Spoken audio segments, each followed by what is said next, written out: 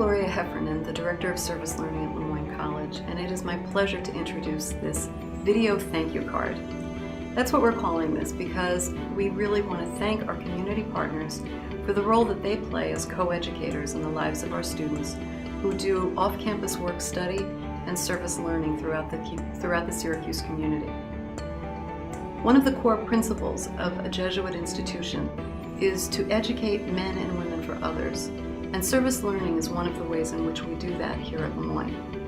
I could talk for endless hours about the important work that our students are doing, the valuable input that they have in the community, the inspired teaching that our faculty provides to support that work. But I don't think anyone can speak about it more eloquently than the students themselves. And that's why it's my great pleasure to introduce this video, which we've titled Voices in Service. Thank you so much. And was specifically working with a program they had called the Greenagers, where we would work with students to build a community garden. What I did there is there was a big age difference from kindergarten up to middle school or high school.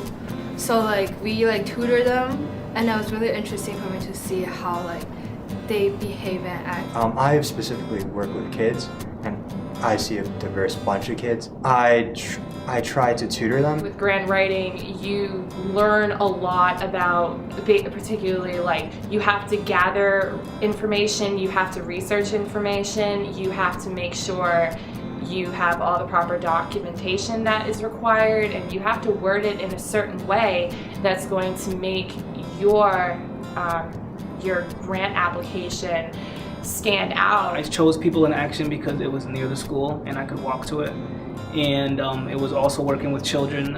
This one it ranged from ages of first graders to I think almost seniors.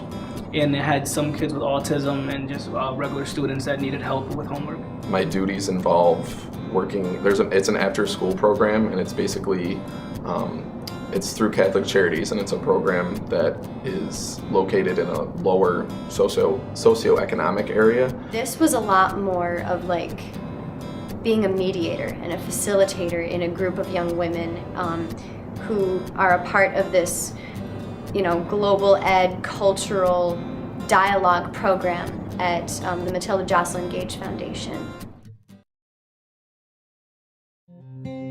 Originally started working at People in Action because I was required to do it for my class, and while I was doing the service, I really built connections with kids. There's one kid specifically, Dylan. He is really good at chess. He's 10 years old, and he has schooled me a couple times, and he's really smart kid, real intuitive, and I just built a connection with him. And also this other girl, her name is Emily. She suffers from autism, and me and her have got a really good connection. She just brings this joy to my life that I just can't understand, and I think she's inspired me that when I go to graduate school, I think I'm going to specialize working with kids with special needs. We were working with these inner city students who never really had an opportunity to garden and such. It's kind of funny. One doesn't normally think that gardening is a specific activity, that it's just something we do in the summer. At least it is up in Maine, but down here it was definitely a program that I was shocked, almost a little bit of culture shock, to find there were students who what's gardening. Definitely the people make the center, my bosses and everything, and the other people who work there from Lemoyne, and just people who come in there throughout the city. Most of them are great individuals, and going to the Westcott has just kind of also expanded my own thoughts about Syracuse, because before working there, I never really left Lemoyne, never really ventured out. Like I said before, it really helped me to practice and understand who the kids are and where they come from, and that ultimately that helped me solidify my philosophy that each child deserves our attention and deserves a chance. So like not only am I like teaching them like helping them with their academic, I'm also learning from them as well. So it was really fun experience. So and it wasn't just like me being there helping. It was more of me like interacting and learning from that. I learned a lot about their life stories, their experiences, and just how this is even mentioned in the Bible in the book of Timothy. One of my favorite verses is basically says, "Don't let anyone put you down. Don't let anyone chastise you for being young and being youthful. Because just because you're young, it doesn't mean you have no wisdom. It doesn't mean you haven't lived something.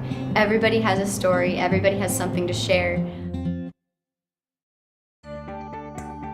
Well, as an individual who wants to pursue a career in education, it's really enriched my experience of working with kids and understanding where they come from. The students came and would come in and they'd say, you know, things when they got older. They wanted to have a residence with a garden and grow their own things. And I think personally that I grew also working with inner city students and getting to understand them a little bit more, because gardening is a very it's a social affair as much as it is a private one. So you know, really got to talk to the students and you know, really understand them as people much better. And that's very important in education, that we understand our students not as 8 to 2, you know, people who file paperwork almost. You know, we need to understand that